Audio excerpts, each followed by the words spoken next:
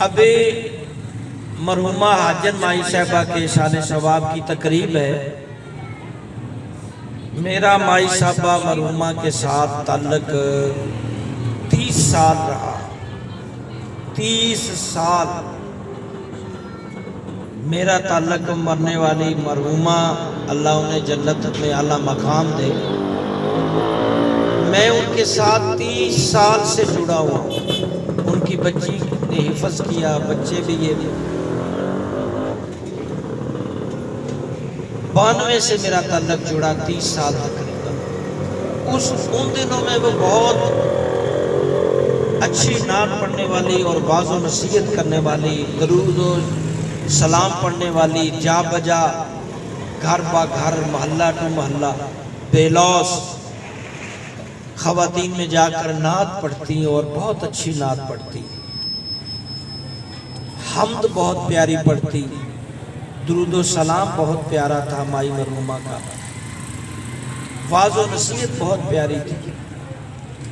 مجھے یاد ہے ان دنوں میں بھی ابھی شادی نہیں تھی، کافی میں کام کر رہا تھا اللہ کے فضل سے۔ 3-4 مساجد تھیں، 2-3-4 مدارس تھے، ٹین ایج تھی، تو بہت ساری جگہوں پہ مجھے خود انوائٹ کرتی، اور ان دنوں میں ایک سائٹ پہ پردہ اور عورتیں اور مرد علیحدہ تو بیان کرواتی، واعظ و نصیحت کرواتی۔ کئی ایسی عورتیں جو بہت بھٹکی ہوتی، بڑی طریقے سے بہانے سے وہ میرے پاس، جو شام کو میرا آستانہ ہے وہاں لے آتی اور بڑے طریقے سے بات کرتی کہ اسے برا بھی نہ لگے اور سدھر بھی جائے۔ پھر میرے سے کچھ پڑھنے کا پوچھ کر میں نے انہیں لکھ کے دیتا، یہ پڑھو۔ وہ عورت جو بیٹھی ہوئی وہ پڑھتی رہتی، اللہ اس کی پڑھائی کی برکت سے اسے نیک بنا دیتے۔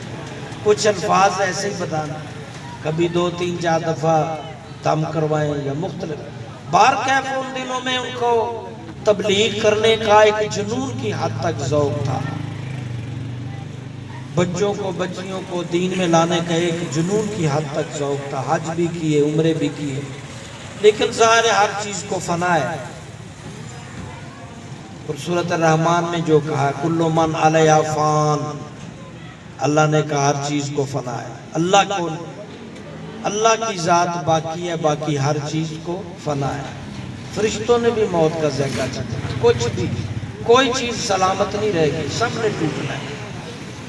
جب ٹوٹنے کے قریب ہم جاتے ہیں تو اس کی نشانیاں شروع ہو جاتی ہیں۔ جیسے آپ نے سنا تھا کہ ایک پیغمبر کے ساتھ اسرائیل علیہ السلام کا دوستانہ ہوا دوران سفر۔ انہوں نے کہا بھی جب علیحدہ ہونے لگے تو پیغمبر نے کہا یار تیرے سے ہماری دوستی تو ہو گئی ہے، مجھے ذرا نا جب موت دینے آئے تو پہلے اطلاع دینا۔ جب کبھی اس پیغمبر کی موت کا وقت آیا، اسرائیل نے روح قبض کرنا چاہی تو کہا تم نے پرومس کیا تھا کہ مرنے سے پہلے میں اطلاع کروں گا، آنے کا میسج دوں گا۔ کہا دی تھی۔ کہا کب؟ جب آپ کے بال سفید ہونا شروع ہو گئے تھے، یہ میرے آنے کا میسج تھا۔ جب آنکھوں کی نظر کمزور ہو گئی، موتیے اترنے شروع ہو گئے، یادداشت جب ختم ہونا شروع ہو گئی، ہڈیاں ڈھلکنی شروع ہو گئی، کپٹا پن آ گیا، پھر یہاں تک کہ قدم نہیں تمہیں اٹھاتے تھے، لاٹھی پکڑنا، یہ ساری میرے آنے کی علامت ہے۔ تو مائی حاجن مرحومہ کی بھی وہ کنڈیشن آ گئی، کمزور ہو گئی، بڑھاپے میں، بلڈ پریشر میں۔ پھر مجھے گھر بلواتی ہے کیونکہ میں بھی مصروف رہتا ہوں، اور اکثر یہ پروگراموں میں کم جاتا ہوں کیونکہ ٹائم کی پابندی نہیں ہوتی۔ یہاں پیچھے تھوڑا سا بھی میلاد ہے، مختلف جگہ پہ میں نہیں جاتا۔ یہاں کیوں آیا ہوں کہ اسپیشل دعوت اور ساتھ تعلق تھا 30 سال کا، پھر بھی میں وقت کے قریب آیا ہوں جب آپ کو آ کر کے دعا کرا کے چھڑوا دوں تاکہ آپ پکڑے نہ رہ جائیں۔ بھائی ہر چیز 1 گھنٹے تک کافی ہوتی ہے، 1 گھنٹے سے زیادہ جب آپ جائیں گے تو بور ہو جائیں گے، عبادت بھی بور لگنے لگے۔ پڑھ کے دیکھیں 1 گھنٹے سے زیادہ قرآن نہیں پڑھ پائے گے، 1 گھنٹے سے زیادہ میلاد نہیں کر پائیں گے، 1 گھنٹے سے زیادہ بھنگڑے جھنگڑے بھی نہیں کر پائیں گے۔ تھک جائیں، اچھی چیز تھوڑا کر لو، اچھا کر۔ اور خاص کر میں آپ کو نصیحت کروں گا، اگر آپ نے کوئی پروگرام دینی رکھنا بھی ہے، کوئی خوشی غمی میں، اللہ کرے کہ آپ خوشیوں میں بھی رکھیں، آمین کہہ دو، دعا ہونے لگی ہے ٹیکس، میں نے گارنٹی دے دی ہے۔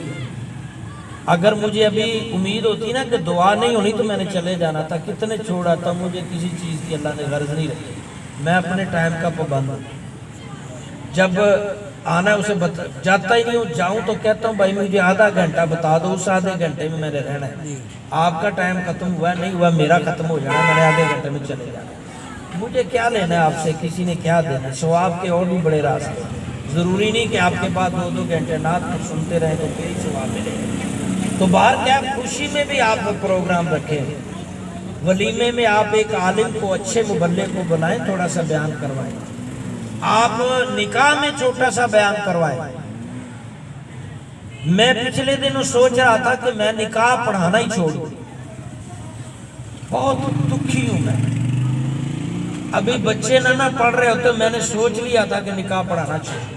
اس کی وجہ یہ زبردستی پہلے بلاتے ہیں، بار بار فون کرتے رہتے ہیں، اور جا کے جب ہم بیٹھتے ہیں تو گانا لگائی گئے، شادی حال میں ڈیک لگائے، زبردستی ہمیں گانا سناتے ہیں، شرم بھی نہیں کرتے کہ ایک عالم آ گیا ہے گانا بند کروا دے، زبردستی ہمیں کانوں میں گانے ڈسواتے ہیں۔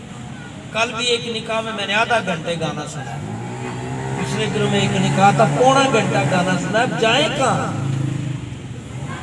اور وہ سارا اس کو فریضہ سمجھتے ہیں آپ لوگ، موت برحق ہے، حساب دینا پڑے گا ہر چیز کا۔ آپ نکاح میں گانا بند کروائیں، کسی عالم کا چھوٹا سا بیان ولیمے میں، اور یہ جو اسلامی تقریبات ہے کول چیلم ہے، بجائے اس کے کہ آپ درجن بارنات خان لگا کے تو کوئی بینیفٹ بھی نہ ملے، آپ ایک اچھا سا مبلغ بلوائیں۔